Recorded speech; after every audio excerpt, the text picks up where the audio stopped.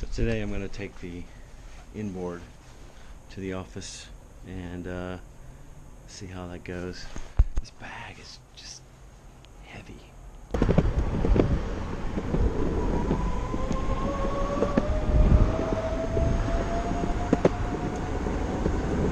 So right now I'm using the GoPro, and that's kind of what I want to talk about today. I want to talk about like what camera I'm going to stick to, which one I'm going to use, how I'm going to commit, and what I'm looking at.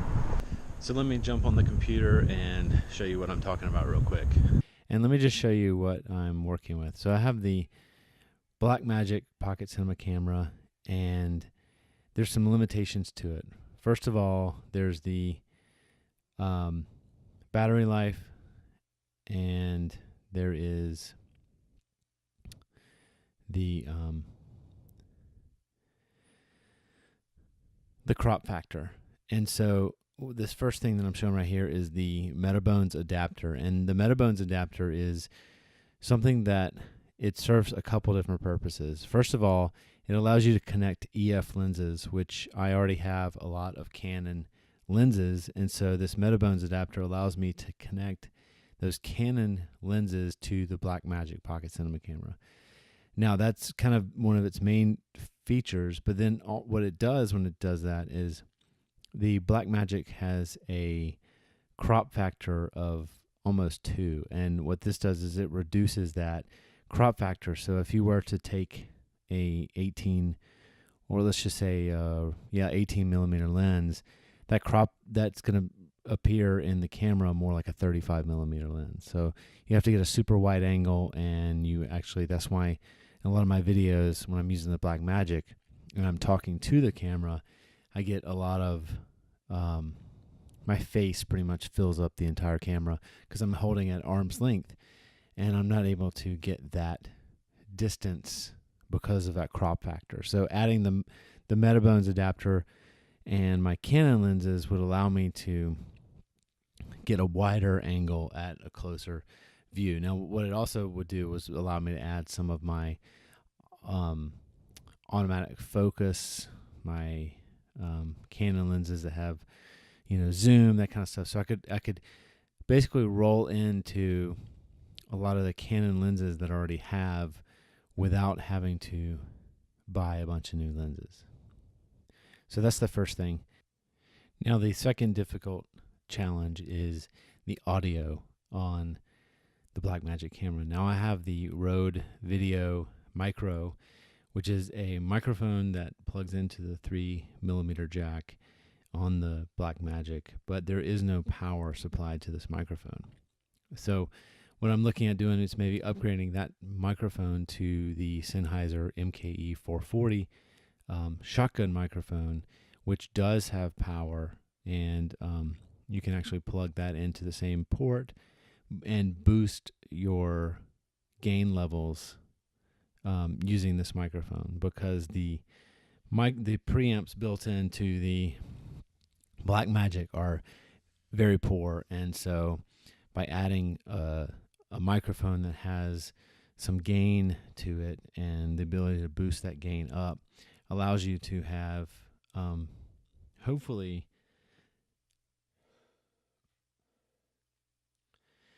allow you to have better audio, a cleaner recording, because right now I get a lot of hiss with that video micro mic plugged directly in. The other thing is not having a monitor. So when you're actually recording yourself with the camera facing towards you, you don't have any way to really tell what's in frame, what's in focus, that kind of stuff. So having a monitor that you could actually see when the camera is pointing towards you, because there's no articulating screen on the Blackmagic. I was looking at this small Ninja 2 monitor from Atmos, and what it has is some internal recording, 1080p, but then it would also serve as a monitor, so I could see what's in frame when the camera is looking at me. Now I'm starting to add a bunch of things to this camera, right? I've got a Metabones adapter, gives me flexibility to add some lenses, and then adding a new microphone that's a little bit bigger. I got the same another microphone, but then I'm adding a little bit larger microphone, and now I'm looking at adding a monitor. So I looked at this Monfronto roller ball head to see if that might be a good way to attach that. Now, when I start to attach more and more things to this camera, I've only got so many screw holes, right? There's a quarter inch, I think, on top and a quarter inch on bottom. So the bottom, would be attached to a monopod or tripod, and then the top one, I've been having I had a cold shoe that I screwed into that one, so I could slip my video mic into that and then run with it. But if I was to slip the new mic in there and then I'll attach a monitor, there'd be no place to really attach a monitor. So now I started to look at cages. Now, cages built around the camera, and they're designed specifically for individual cameras. And the one that I came up with that I found to be the most versatile and the most highly recommended is this Tilta cage by Tilta. It's made specifically for the pocket camera, and there's the body that goes around the camera. It's got a nice wooden handle to allow for some grip. It's got a HDMI protector, so this cable plugs in, screws in, locks in, so you're not tearing out your HDMI cable out of your camera, because those are pretty delicate.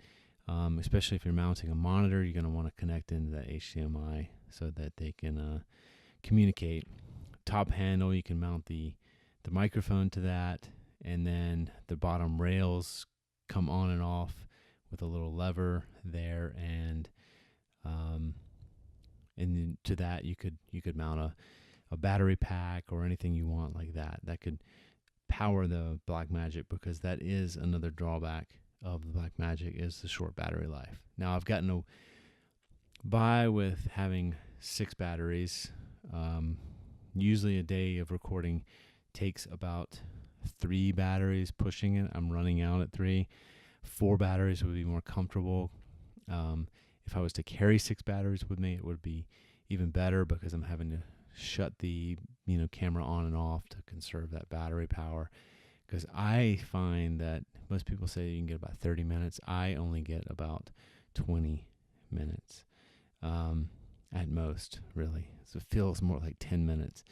So that's what I'm looking at. So if you take all these items and add them up into a complete package, then this whole system is adding up to be a pretty elaborate deal. I'm looking at right now $1948 to totally fit this camera out. So that's adding $2,000 on top of an already $1,000 camera. Now I've got an existing lens that I could sell if I like the way the Metabone speed booster is working with the EF lenses. I could get rid of that micro four thirds lens and just go with EF lenses and the Metabones. So I don't know. It's tough. It's a tough call, because I could upgrade to getting the Sennheiser and then going to like a GH5. You could do, I could still use it's got an articulating screen. I could use the manual focus lens I already have, or I could get the GH5 with the Sennheiser and the Metabones. I mean, that would be a really good thing as well. But I don't know. All this is just really kind of overwhelming to see whether maybe I don't even need to upgrade cameras. Maybe I'm just looking at this because I'm interested in it. Maybe I can just continue to use what I have and not really worry about trying to upgrade stuff. But I do feel like I like the image quality of the Blackmagic, and I'm not sure whether you guys can tell a difference in image quality or not. But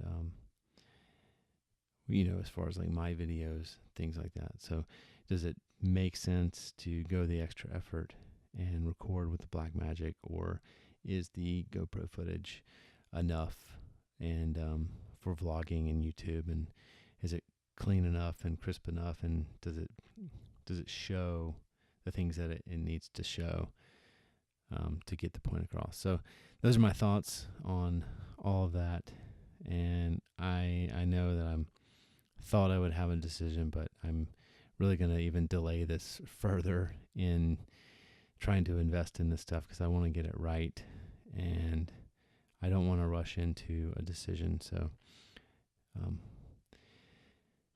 need more time, and we'll figure it out. We'll figure it out. Well, that's all for today. So I will see you guys tomorrow.